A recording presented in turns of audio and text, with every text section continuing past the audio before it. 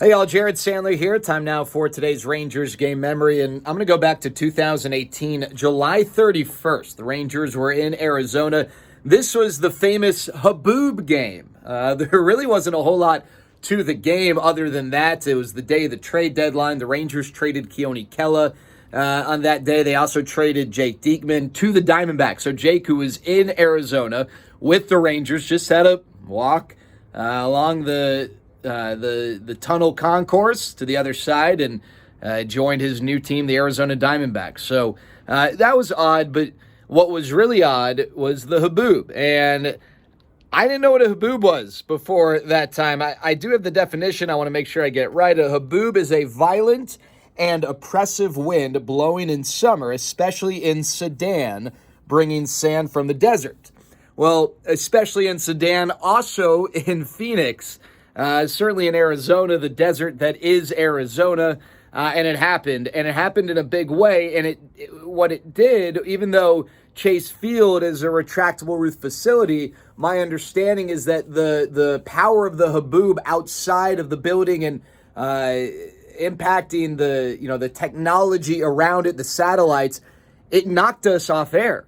And I was not on this trip, so I was sitting in the studio as I normally do, just waiting to either jump into the broadcast or preparing for the post game, and we went dead. And what I remember about this is that I had to do what I've done so many times, even now practicing or growing up practicing, and that's just broadcast off the monitor. Just broadcast what I'm seeing on TV. So Eric and Matt were down, and the only way for people to hear the game was just me relaying what I'm seeing on the monitor, which is challenging because I can only see what's on the monitor. I can't see other things like defensive positioning and stuff. And it only lasted, I want to say, a couple of batters.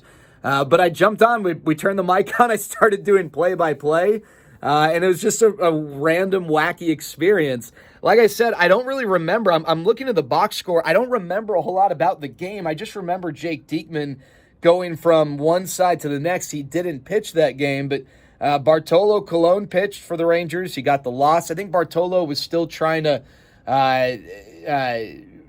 catch Dennis Martinez for the winningest pitcher in Major League history from Latin America.